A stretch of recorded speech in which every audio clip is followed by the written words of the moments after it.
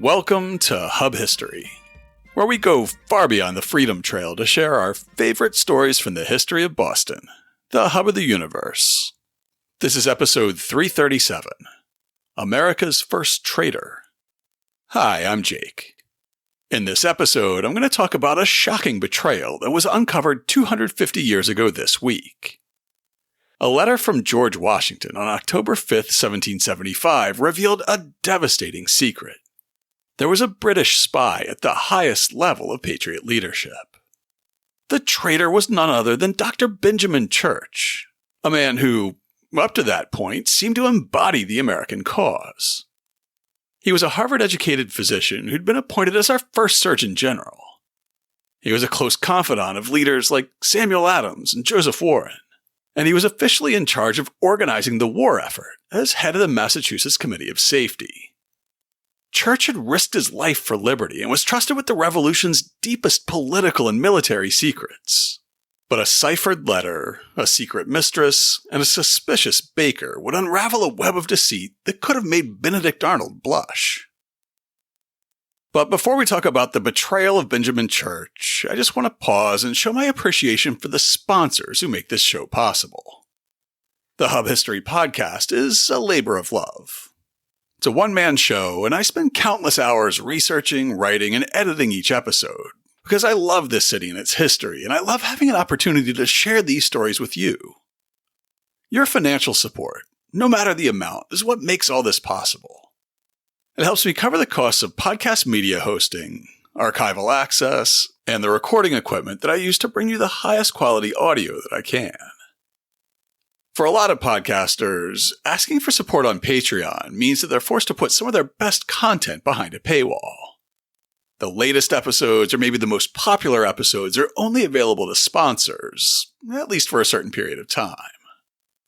Here at Hub History, I want to ensure that all our listeners have access to all our episodes. So all I ask is that our sponsors subsidize the show for everybody else, with no paywall. Your mission, should you choose to accept it, is to support the show with as little as $2 a month, or as much as $20 or more. And to everyone who's already supporting the show, thank you. If you're not yet supporting the show and you'd like to start, it's easy. Just go to patreon.com/hubhistory, or visit hubhistory.com and click on the Support Us link. And thanks again to all our new and returning sponsors. 250 years ago today, a shocking betrayal came to light. On October 5th, 1775, George Washington, in his role as Commander-in-Chief of the Continental Army, wrote a letter to John Hancock, who at the time was President of the Continental Congress. I have now a painful, though a necessary, duty to perform respecting Dr. Church, Director General of the hospital. About a week ago, Mr. Secretary Henry Ward of Providence sent up to me one Winwood, an inhabitant of Newport, with a letter directed to Major Kane in Boston, in characters, which he said had been left with Winwood some time ago by a woman who was kept by Dr. Church. On the face of it, this was incriminating information, but the details make it so much worse. The Dr. Church here was Dr. Benjamin Church, a Harvard-educated Boston surgeon who was one of the most senior leaders of the revolutionary cause. As the letter implies, the woman whom he kept was a mistress, or maybe a former mistress, and she'd carried a letter from Dr. Church to Newport by slipping it into one of her stockings as she traveled. In Newport, she stayed with a baker named Godfrey Winwood, and asked him to help her get an appointment with any one of 3 local businessmen who regularly traded with the British and occupied Boston. When she couldn't get an appointment, she left a letter addressed to British Major Kane in Boston with the baker, and she asked him to pass it to one of the 3 businessmen to deliver for her. Winwood eventually became suspicious, as General Washington's letter relates. He, suspecting some improper correspondence, kept the letter, and after some time opened it, but not being able to read it, laid it up. The baker Winwood couldn't read the letter because it was written in a cipher. Where Washington's letter says that it was in characters, that essentially means that symbols were substituted for words or letters. A secret coded message addressed to a British officer in an occupied city? There's nothing suspicious about that, right? General Washington's letter continues. He received an obscure letter from the woman expressing an anxiety after the original letter. He then communicated the whole matter to Mr. Ward, who sent him up with the papers to me. I immediately secured the woman, but for a long time she was proof against every threat and persuasion to discover the author. However, at length, she was brought to a confession and named Dr. Church. I then immediately secured him and all his papers. The letter itself had been dated July 22nd, but it wasn't delivered to Continental headquarters in Cambridge until September 26th. George Washington personally interrogated the kept woman on September 28th, but amazingly, her identity was never revealed during the 18th century. It wasn't written down in any of the letters or minutes of the case, and apparently nobody leaked it, even though she'd been questioned by the commander-in-chief. Only 200 years later did historian J.L. Bell identify the witness as the baker's estranged wife, Mary Butler Winwood. Mary held out until the second day of questioning before naming Church as the author of the letter, and Washington had the doctor immediately arrested. A physician and a talented orator and writer, Church's public actions positioned him as a staunch supporter of the colonial cause. He was an active member of the Sons of Liberty and a close associate of leading patriots like Samuel Adams and Joseph Warren. He was at the very heart of the revolutionary cause in Boston, with biographer John Nagy concluding, with the Adamses and Hancock in Philadelphia for the Continental Congress, and Warren having been killed at the Battle of Bunker Hill on June 17th, Church was left as the on-site political leader of Massachusetts, and Church was a British spy. It makes me wonder how we won the war. His activities certainly increased the odds against an American victory.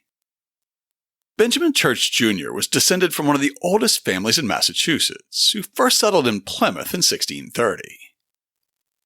Benjamin himself was actually born in Newport in 1730, but the family moved to Boston when he was just 4 years old. Benjamin Sr. was in public service.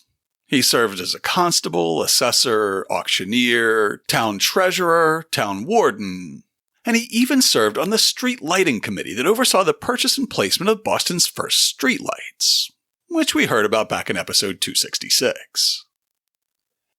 The younger Church attended Boston Latin and was accepted to Harvard in 1750, graduating alongside John Hancock in 1754. Yale also awarded him a master's degree in 1773, but it's not clear to me if it was honorary or earned. Either way, he studied medicine in London, and when he came home, he returned with his new British wife, Sarah Hill, in 1759. In his book, Benjamin Church, Spy, John Nagy writes, Church was a skilled surgeon and general practitioner. He was the best trained doctor in Massachusetts. He gave a public lecture on anatomy. A successful operation of his was reported in the Massachusetts Spy. He had operated on the eyes of 56-year-old Mrs. Hodges, who'd been blind for several years. The local newspaper reported he performed an operation of couching upon the eyes, which was cataract surgery. The paper reported that she could now distinguish color, and her sight was improving daily.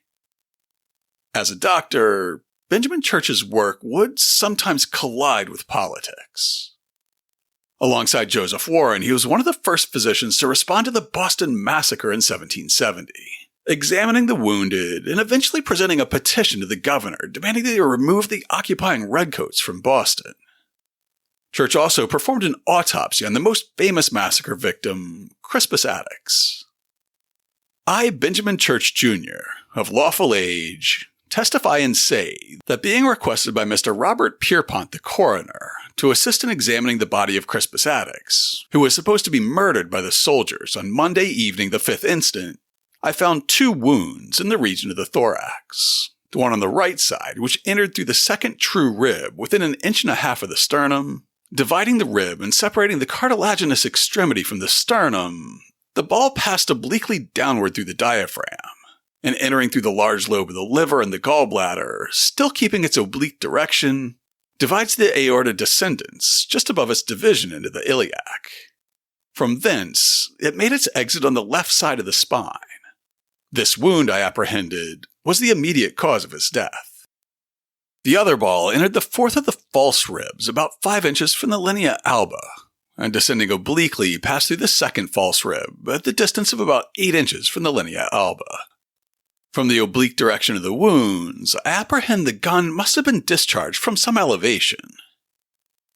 Dr. Church had been involved in politics as far back as the Stamp Act crisis, but his beliefs seemed to crystallize after his experience of the massacre. In the 1932 book, General Gage's Informers, Alan French describes this shift in the doctor's beliefs and activities. On the 6th of March, 1770, he was sent with others to protest to Governor Hutchinson after the Boston Massacre. From that time on, he was frequently on the cantankerous committees appointed to harry the governor, annoy the Tories, and forward the Whig cause in every way possible. He was on the Boston Committee of Correspondence, on committees to prepare instructions to delegates, to protest against the Port Bill, and finally was himself made a delegate to the Provincial Congress.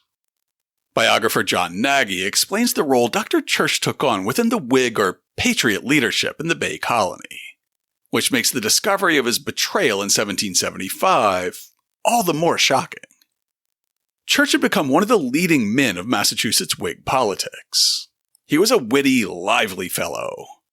He traveled among the political power brokers of the day, John and Samuel Adams, John Hancock, and Dr. Joseph Warren. He could be found at the private dinners of all the leading politicians held at Hancock's house. He was found on almost every Whig committee and knew all the plans of the revolutionaries. He was a member of the North Caucus, the Long Room Club, Boston Committee of Correspondence, and the Massachusetts Provincial Assembly. The Long Room Club was a secret society founded in 1762. It met in the Long Room above a business. Some of the members were Samuel Adams, Thomas Dawes, John Hancock, James Otis, Josiah Quincy, Paul Revere, Royal Tyler, and Joseph Warren. The North Caucus was a group of 20 or so individuals who met to plan a strategy, quote, for introducing certain persons into places of trust and power. It was organized as early as 1767. Some of the members were John Adams, Samuel Adams, Benjamin Eads, Dr. Joseph Warren, and Dr. Thomas Young. 3 years after the Boston Massacre, in 1773, Church delivered a powerful and highly regarded oration on the anniversary of the massacre, which elevated his position as a formidable Whig spokesman. After the bloody massacre in King Street in March 1770, Patriot leaders rallied Bostonians to attend a vigil at Old South Meeting House on the anniversary each year. Each year, a speaker was chosen to give a public address that remembered the victims and rallied public sentiment against the royal governor and the occupying British troops. Speakers through the years included the radical Dr. Thomas Young, James Lovell, John Hancock, and Joseph Warren, twice. Joseph Warren's 1775 address, given just weeks before the outbreak of the war, stirred redcoats in the audience into such a frenzy that there was real concern that fighting might break out right there in the church. To be invited to give one of these speeches marks Church as a respected leader, a radical thinker, and a gifted writer and speaker. In his 1798 letter to Mass Historical Society founder Jeremy Belknap, recalling the night of his famous ride, Paul Revere included some reflections on the Benjamin Church he knew in the years before the war. He appeared to be a high son of liberty. He frequented all the places where they met, was encouraged by all the leaders of the Sons of Liberty, and it appeared he was respected by them, though I knew that Dr. Warren had not the greatest affection for him. He was esteemed a very capable writer, especially in verse. As the Whig Party needed every strength, they feared as well as courted him. His rhetorical skills were further demonstrated in his role in the Boston Committee of Correspondence. As a key member of this influential body, Church helped draft the Boston Pamphlet in 1772, a document that articulated the rights of the colonists and detailed violations by the British government. This pamphlet was instrumental in establishing a communication network among towns in Massachusetts and with the other colonies, thereby fostering colonial unity. He also regularly wrote polemics that were carried in Whig-supporting newspapers, with a profile by History Cambridge noting, "He was a published patriot who explicitly mocked the King of England and opposed the Stamp Act." Even so, it was suspected that he also responded to his own articles as an anonymous Tory in support of the motherland. In 1774, he was selected as a delegate to the Massachusetts Provincial Congress, the revolutionary shadow government that effectively controlled all the province outside the gates of Boston Neck or out of musket range from the nearest British patrol. He was also appointed to the Boston Committee of Safety, the quasi-official body elected by patriots in each town and tasked by the Provincial Congress with building the military capacity of the province in anticipation of a potential war with the mother country. In 1798, Paul Revere also remembered that Church had put himself in the middle of the fighting on April 19, 1775, writing, "The day after the Battle of Lexington, I met him in Cambridge, when he showed me some blood on his stocking, which he said had spurted on him from a man who was killed near him as he was urging the militia on. I well remember that I argued with myself, if a man will risk his life in a cause, he must be a friend to that cause. And I never suspected him after that, till he was charged with being a traitor." Following the battles of Lexington and Concord in April 1775, Church was appointed to a committee with Joseph Warren to acquire medical supplies for the nascent Continental Army. His patriotic service culminated in July 1775, when the Continental Congress appointed him the first Director General and Chief Physician in the Army Medical Department, effectively making him the first Surgeon General of the United States. In his book, Alan French concludes, "In Boston or out, therefore, Church knew every provincial secret, and in the councils of the Whigs, only the Adamses, Hancock, and Joseph Warren stood higher than he." Immediately after ordering Dr. Church's arrest on September 29, 1775, General Washington gave copies of the letter to two trusted parties to see if they could break the cipher. Samuel West, a minister from today's New Bedford who'd volunteered as a chaplain in the Continental Army, took one copy, and a colonel from Western Mass named Elisha Porter took the other copy, which he worked on with help from Provincial Congress delegate and future Declaration signer Elbridge Gerry. Both translations were complete by October 2nd, and the deciphered text matched nearly exactly. Washington called a council of war to review the letter, and things didn't look good for Dr. Benjamin Church. The letter begins with an apology for not writing for a while, noting that the last courier he'd sent had been arrested, but luckily the letter was sewn into the waistband of the band's breeches, so it was never discovered. Definitely something you would say about some casual correspondence, right? Church goes on to describe his trip back to Watertown from his visit at the Continental Congress in Philadelphia, noting in great detail where he noticed concentrations of Continental soldiers and collections of cannons along the way. He notes that British estimates of American casualties from Bunker Hill are way overinflated. He gave a detailed accounting of the Continental troops who were then in camp and expected to arrive soon, and he even shared the plan for a march to Quebec that we heard about in episode 335 last month. Now, on its face, that isn't exactly treasonous. Everything he reported was something he observed with his own eyes in his travels, not secrets revealed from inside the meetings of the Provincial Congress or the Committee of Safety. Church says that he's sending the letter not to bring down the Continentals, but to encourage a negotiated peace before the fighting spiraled out of control. For the sake of the miserable convulsed empire, solicit peace, repeal the acts, or Britain is undone. This advice is the result of a warm affection to my king and to the realm. Remember, I never deceived you. Every article here sent you is sacredly true. A view to independence grows more and more general. Should Great Britain declare war against the colonies, they are lost forever. Should Spain declare war against England, the colonies will declare a neutrality, which will doubtless produce an offensive and defensive league between them. For God's sake, prevent it by a speedy accommodation. The plausible deniability of a reasonable man looking for an honorable peace is more than a little bit contradicted by the sentence where he comes within a hair's breadth of swearing undying allegiance to George III. Remember, a warm affection to my king in the realm.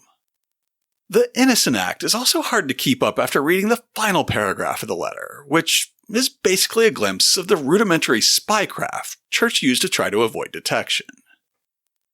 Tomorrow I set out for Newport on purpose to send you this. I write you fully, it being scarcely possible to escape discovery. I wish you could continue to write me largely in ciphers by way of Newport addressed to Tom Richards, merchant. Enclose it in a cover to me, intimating that I am a perfect stranger to you. But being recommended to you as a gentleman of honor, you took the liberty to enclose that letter, entreating me to deliver it as directed to the person, as you are informed, living in Cambridge. Sign some fictitious name. This you may send to some confidential friend at Newport to be delivered to me at Watertown. Make use of every precaution, or I perish. Signed, B. Church. The clandestine nature of Church's letter and the spycraft he employed in sending it made some patriots remember the doctor's shocking decision to visit Boston immediately after hostilities erupted. As we talked about in episode 325, Boston went on lockdown the moment the first shot was fired on Lexington Green. Residents needed passes to cross the front lines at Boston Neck, and guards there were on the lookout for Patriot spies and saboteurs. And yet, Paul Revere later remembered, Dr. Church announced the day after the battle that he was going to walk into Boston the next morning. And he did end up going into Boston on April 21st, just 2 days after the battle, and then returning to Cambridge 2 days later. Revere wrote, I took him aside and inquired particularly how they treated him. He said that as soon as he got to their lines on Boston Neck, they made him a prisoner and carried him to General Gage, where he was examined, and then he was sent to Gould's barracks and was not suffered to go home but once. After he was taken up for holding a correspondence with the British, I came across Deacon Caleb Davis. We entered into conversation about him. He told me that the morning Church went into Boston, he, Davis, received a billet for General Gage. He then did not know that Church was in town. When he got to the general's house, he was told that the general could not be spoke with, that he was in private with a gentleman, that he waited near half an hour when General Gage and Dr. Church came out of a room discoursing together like persons who had been long acquainted. He appeared to be quite surprised at seeing Deacon Davis there, that he, Church, went where he pleased while in Boston. Only a Major Kane, one of Gage's aides, went with him. I was told by another person whom I could depend on that he saw Church go into General Gage's house at the above time, that he got out of the chaise and went up the steps more like a man that was acquainted than a prisoner. Now, Paul Revere wrote that note 23 years after the events occurred, but things still didn't look that good for Church in real time. The day after the Council of War met to review the coded letter, they called Church to testify. The notes from the Council of War reveal that the Council's questions were straightforward, as were Dr. Church's answers, at least at first. Dr. Church, being sent for and shown the letter in characters, was asked whether he said the letter was written by him, to which he answered he believed it was. He was then shown the explanation of the letter as deciphered and asked whether it was a true one, to which he answered in the affirmative. That sounds like an open and shut case of espionage, but Church insisted that he'd been acting in the interest of the Patriots, albeit without any authorization. The Council's notes continue, Dr. Church then explained his intentions in writing said letter as calculated to impress the enemy with a strong idea of our strength and situation, in order to prevent an attack at a time when the Continental Army was in a great want of ammunition, and in hopes of effecting some speedy accommodation of the present dispute, and made solemn asseverations of his innocence. The Council of War wasn't done with Benjamin Church, however. He may not have handed over classified information to the enemy, but he was engaging in secret correspondence with the enemy's commander. The council was pretty sure that just writing to a British officer was in and of itself a crime. And before long, they were discussing the possibility of a death sentence in vague terms, as they debated whether the letter had violated Articles 28 or 51 of the Regulations of the Continental Army. The editors of the Papers of George Washington include a helpful footnote to the minutes of the Council of War, which says, Article 28 provides that whosoever belonging to the Continental Army shall be convicted of holding correspondence with or of giving intelligence to the enemy, either directly or indirectly, shall suffer such punishment as by a general court-martial shall be ordered. But Article 51 states that no persons shall be sentenced by a court-martial to suffer death, except in the cases expressly mentioned in the foregoing articles. Another Council of War, held a few weeks later, decided that the next steps were above their pay grade, so they referred the case to the Massachusetts Provincial Congress to decide what to do. What steps are necessary to be pursued with regard to Dr. Church? If guilty, the Articles for the Government of the Army point out a very inadequate punishment, and to set him at liberty must be exceedingly dangerous. Upon a discussion of all circumstances, it was agreed to refer Dr. Church for trial and punishment to the General Court of Massachusetts Bay, but that no procedure be had hereupon until the pleasure of the Congress be known on the late application made by the General. In the meantime, Dr. Church would be locked up in the Vassal House, almost across the street from Washington's headquarters on Tory Row on Brattle Street in Cambridge, until his case could be heard. In November, the Provincial Congress expelled Church from its body, with John Nagy describing the dramatic ceremony that accompanied this humiliation. The sounds of military musicians playing their fifes and beating their drums reverberated through the streets of Watertown. The refrain was exhorting the citizens of the town to witness a spectacle.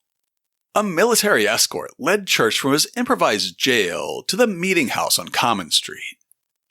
He was paraded up the 3 entrance steps, through the impressive doorway, and down the long aisle to stand before the pulpit. Here, he was formally notified of his expulsion from his seat as the elected representative from Boston in the Massachusetts Provincial Congress. The Provincial Congress may have expelled Church, but they otherwise decided to wait until the Continental Congress in Philadelphia weighed in on the case, which it did on November 7th. George Washington sent a copy of the resolution they passed to the governor of Connecticut, accompanied by Church himself.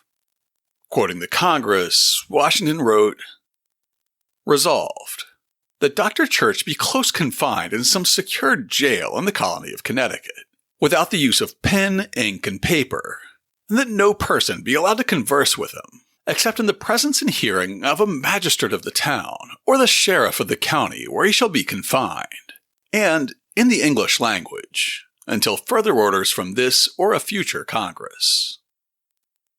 Sir, in consequence of the above resolve, I now transmit to your care Dr. Church, under the guard of Captain Israel Putnam, a sergeant and 7 men. The Captain Israel Putnam, who marched Benjamin Church to Connecticut, was the son of General Israel Putnam.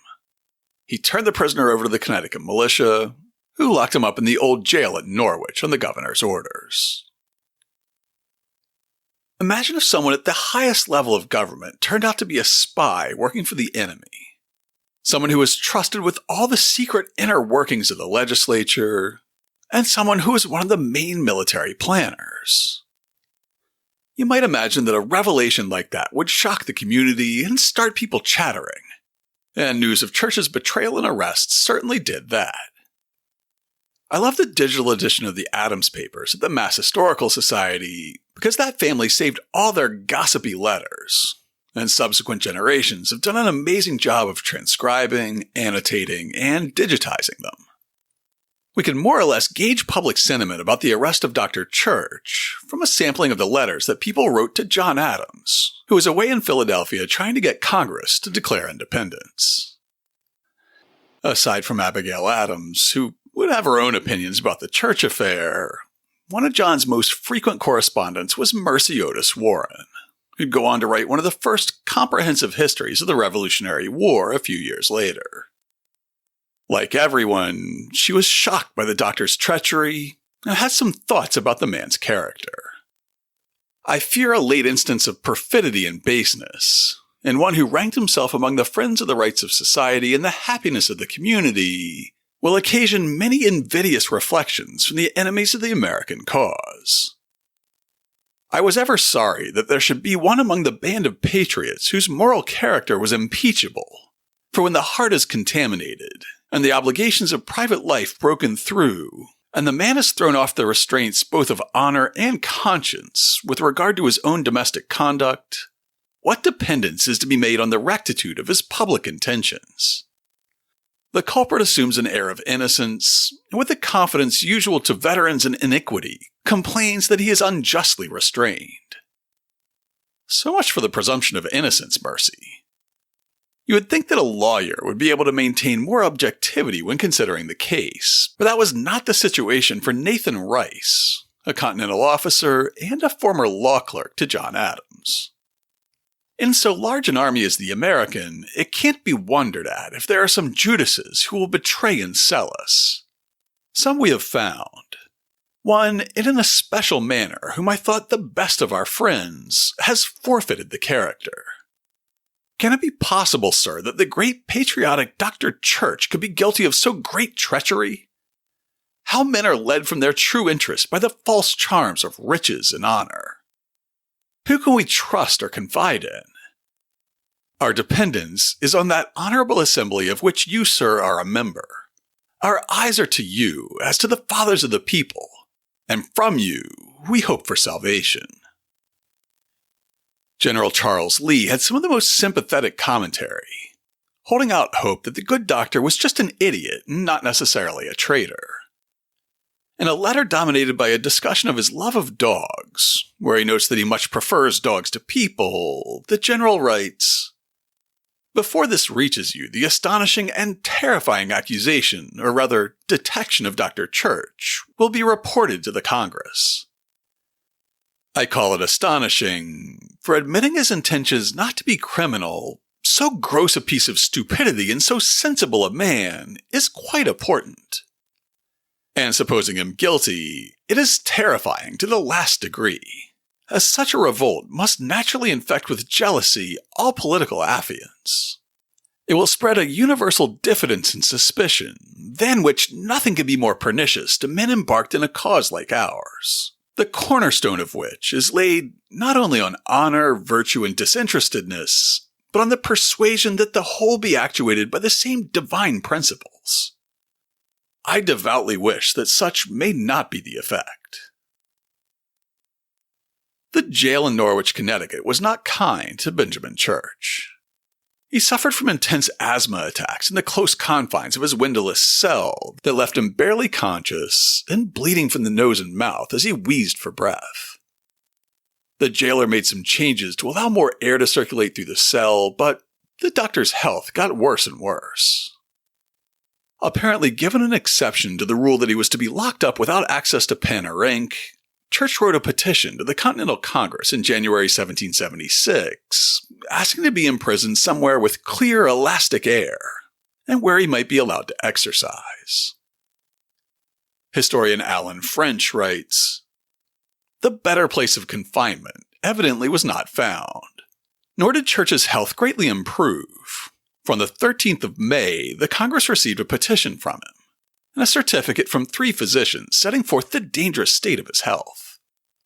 Accordingly, the Congress gave permission for him to be removed to Massachusetts, to give sureties for not less than £1,000, to swear not to correspond with the enemy, nor to leave the colony without permission.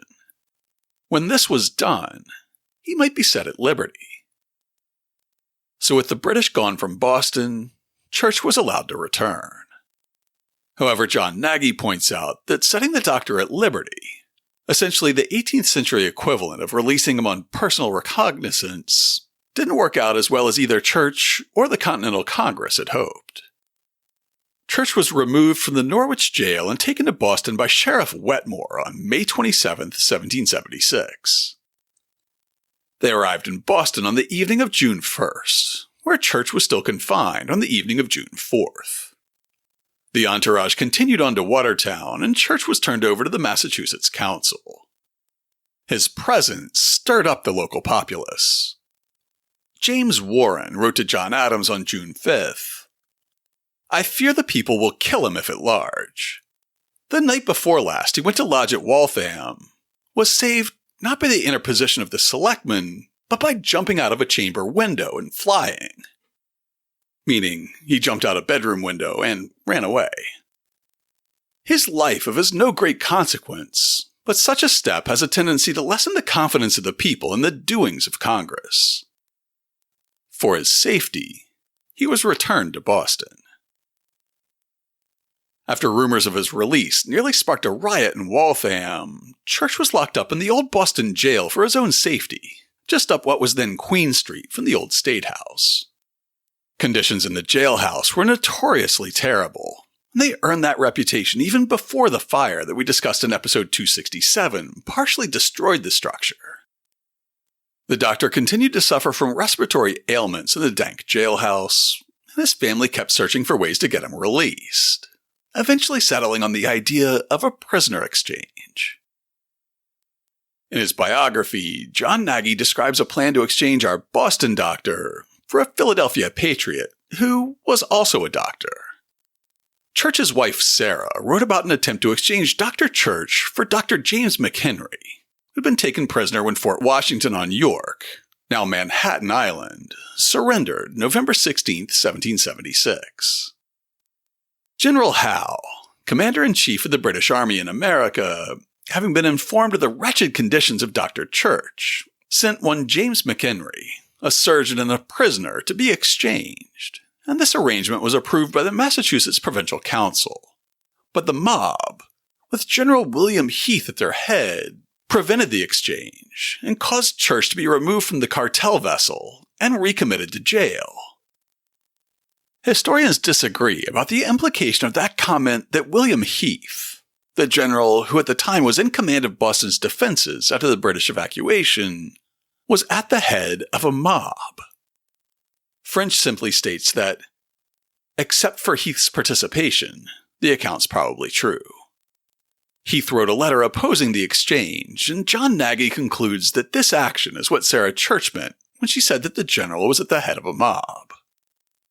However, historian J.L. Bell seems inclined to take the statement at face value, writing, "Some historians have difficulty imagining Heath at the head of a mob. Of course, he might have been at the head of a detachment of Continental troops or Massachusetts militia blocking the way. Or Sarah Church might have meant that the crowd knew Heath opposed the prisoner exchange and therefore acted on his behalf. Or perhaps he really did participate in forcing Church back to the jail. The crowd apparently then proceeded to make their displeasure clear by mobbing Dr. Church's old house, where his family was still living." Historian E. Alfred Jones's statement of Sarah Church's petition says, "Not content with casting him into prison, the mob broke open his house and pillaged or destroyed all the contents, without leaving even a change of clothes for his wife and children, or even a bed to lie on. The only property she was able to recover was a small quantity of silver plate, barely sufficient for her to pay her passage to England. Permission was refused her for the direct passage to England, and she was obliged to travel first to France. Though the trip was not direct, Sarah Church did make it to England.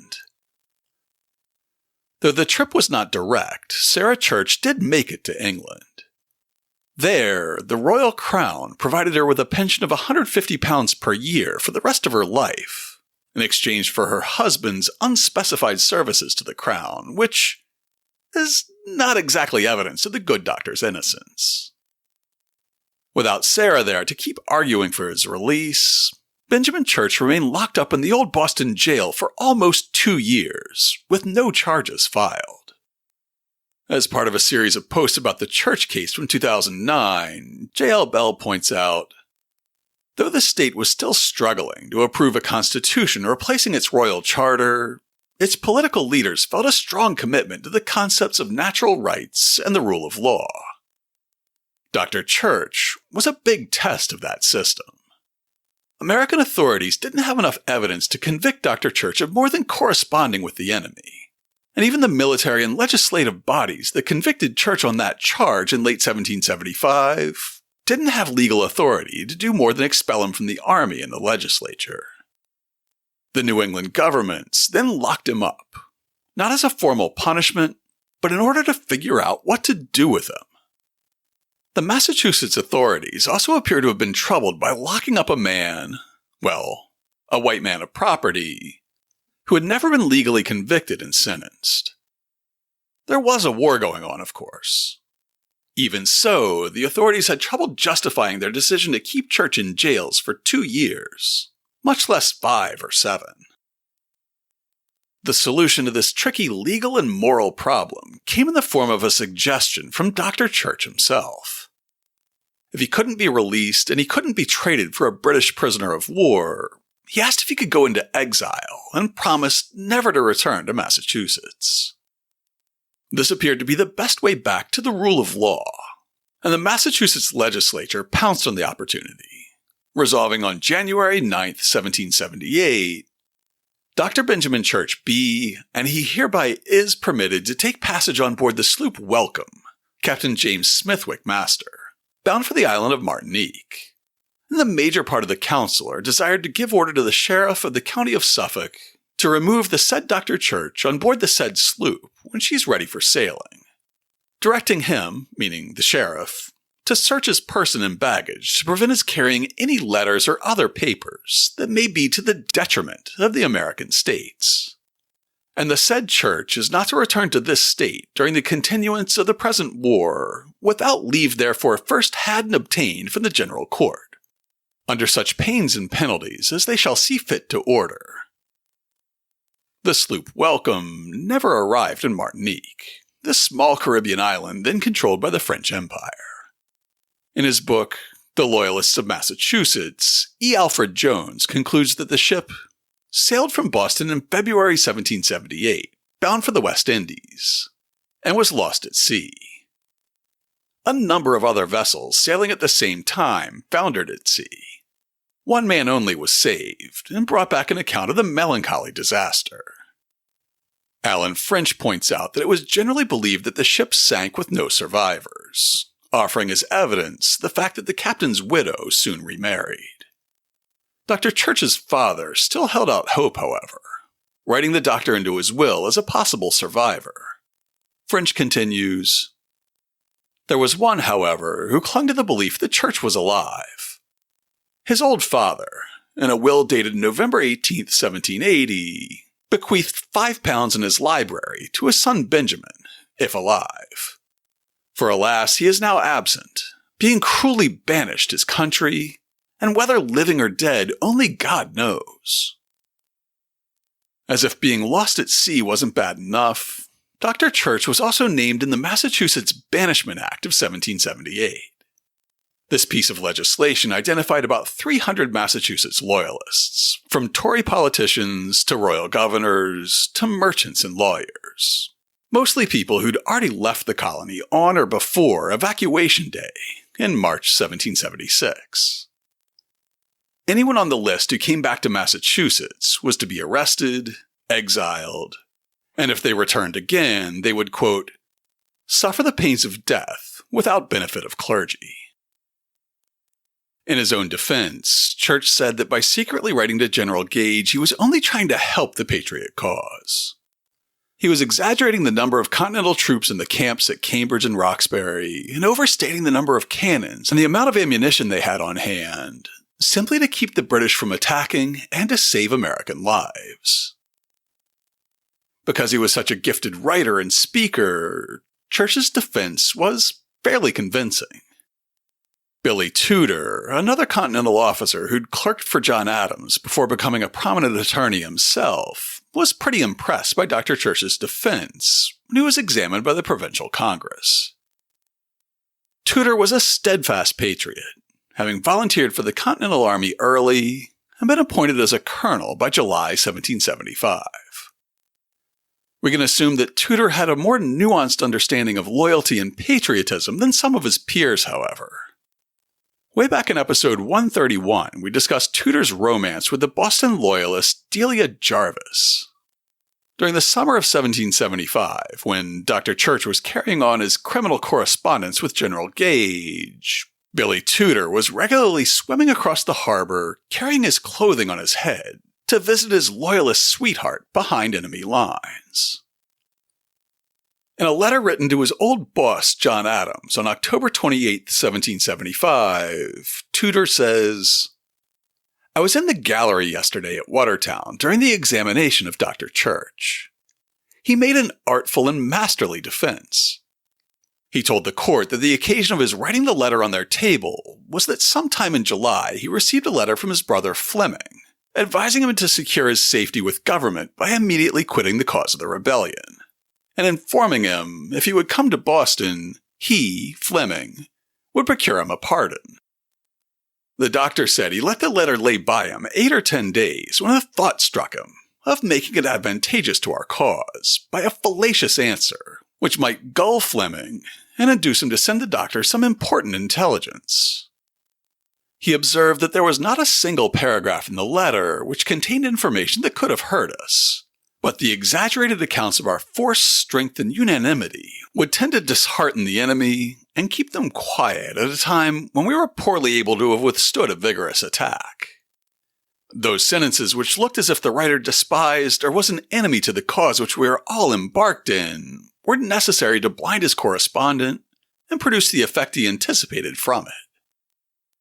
He reminded the House that at the time the letter was wrote, he enjoyed the fullest confidence, was possessed of some secrets, and perfectly knew the state of our politics and intended maneuvers. Therefore, his not communicating an iota that could injure or betray us was a convincing reason that his views were friendly to the cause of our country. It is impossible to write all that he said. Let it suffice to acquaint you that if the force of rhetoric and the powers of language, enforced by all the ingenuity of the doctor, could have made him innocent, he would have appeared spotless as an angel of light. The candid think the doctor was frightened at the length to which matters had arrived, was dubious and fearful how they might terminate, and was solicitous to secure a retreat in case of necessity, but that he meant to provide for his own safety without betraying the interests of America, and that he is rather to be despised for timidity than damned for villainy. Because his ship was lost at sea before any answers could be known for sure, this was how history remembered Benjamin Church for a very long time. He was either a patriot with the worst judgment in the world, who was secretly providing disinformation to the enemy, or he was a coward who was trying to cover his own backside in case the patriots were defeated, or he might be a true traitor, selling out the cause for his own private profit. He was remembered as America's first turncoat, but because his case was always ambivalent, he wasn't as reviled as somebody like Benedict Arnold. Then, 150 years later, things changed. When William Howe replaced Thomas Gage as commander of the British forces in North America, Gage packed up his belongings and went back to England, leaving his past behind him. Of the many trunks that he packed up and shipped back to England, a dozen contained all the papers from his time as governor of Massachusetts and British commander-in-chief in North America. These trunks of papers were left to collect dust, mostly forgotten, in a locked room in his family's estate. In the 1920s, they were rediscovered by a wealthy construction equipment manufacturer and a benefactor of the University of Michigan. A 2017 blog post by a curator at the William L. Clements Library describes what happened to the papers after the library's namesake purchased them. Not only was their provenance perfectly documented, but the papers were even shipped from England to Bay City in the same 12 military document trunks in which they had been filed during Gage's command, and then sent to England in 1775.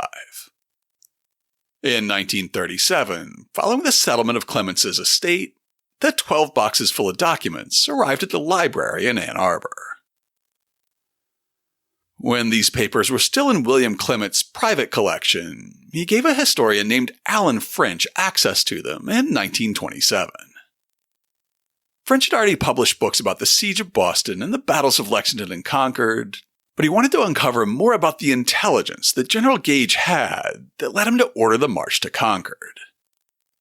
This curiosity led him to search for more correspondence from Dr. Church to General Gage, quickly ruling out handwriting comparisons as a way to find a coded message from a potential spy who, after all, was trying to conceal his identity. French instead analyzed the contents of the letters, and he soon found two that were of particular interest. The first page of the first letter was almost entirely crossed out, and done so thoroughly that French couldn't make out any words while examining a photocopy. In his 1932 book, General Gage's Informers, French describes getting help from someone with access to the original letters. A close study of an enlarged photostat yielded practically nothing to the present writer, and to two experienced students.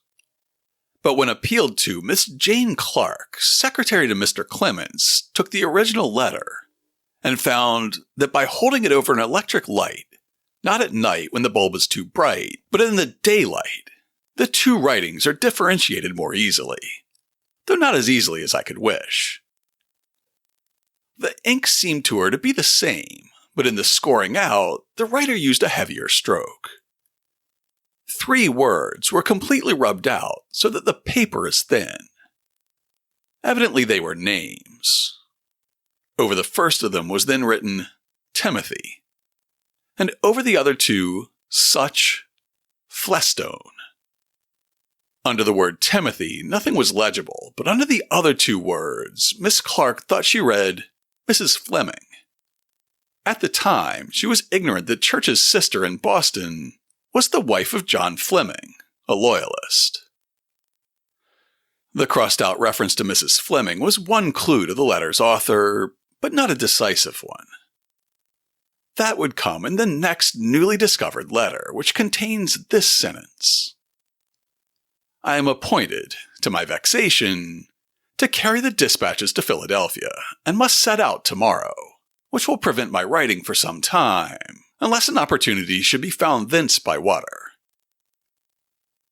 From this, French concludes, and this is Church and no other, for no one else had been authorized to go to the Congress.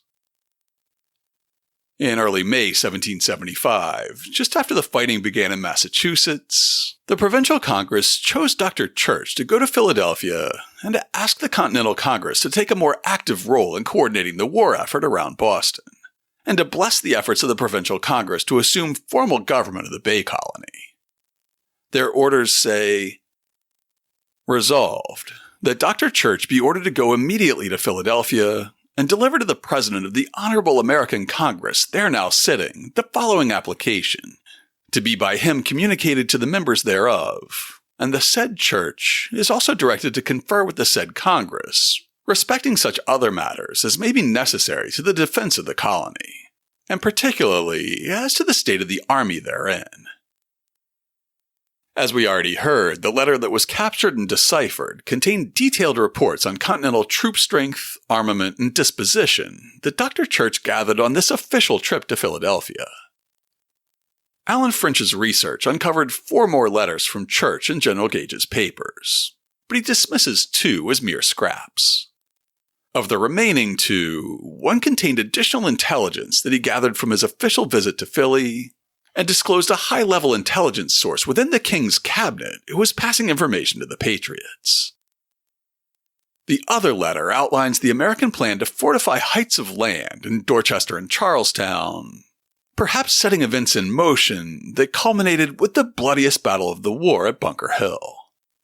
One of the letters also includes this rather pointed reminder: the 25th of this month finishes a quarter. Alan French's book points out that the reference to the end of the quarter was a not-so-subtle reminder that the doctor expected to be paid for his efforts.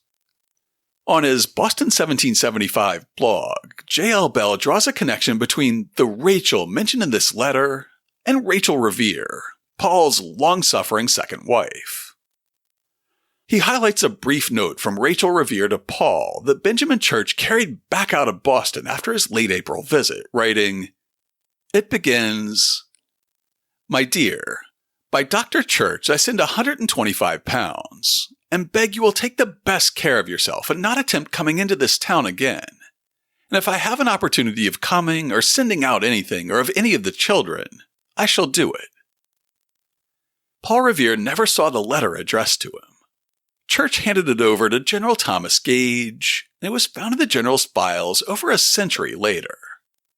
Yet another document that might bear on the relationship between Rachel Revere and Benjamin Church is undated and unsigned, but the handwriting matches what's on other papers from Church, the general's best-placed spy. It says in part, "Send Rachel out with more practicable instructions.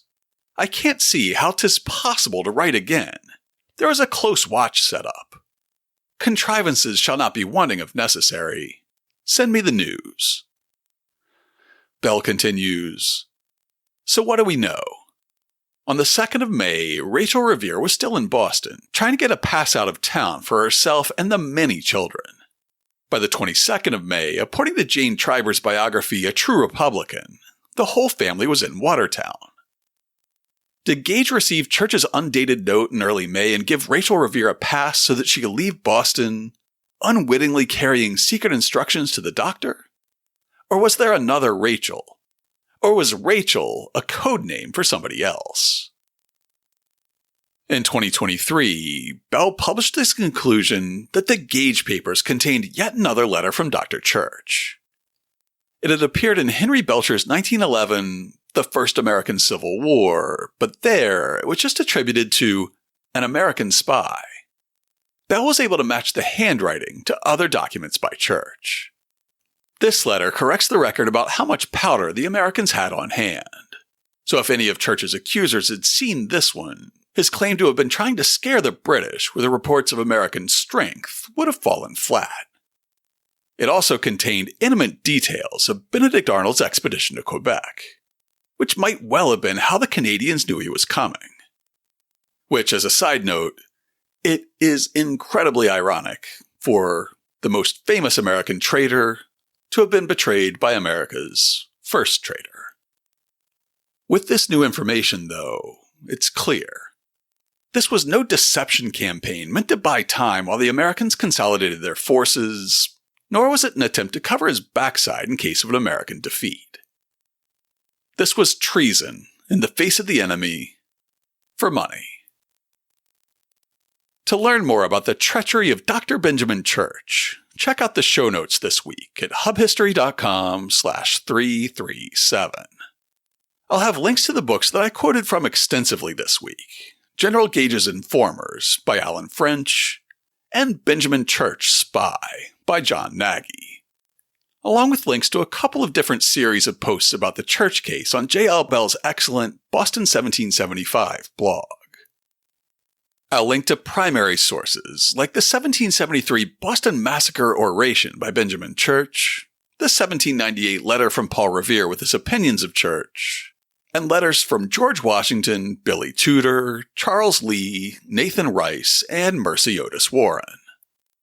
I'll also include a blog post from modern librarians at the University of Michigan describing the rediscovery of the papers of General Gage, which enabled the 20th century research revealing the extent of Dr. Church's treason.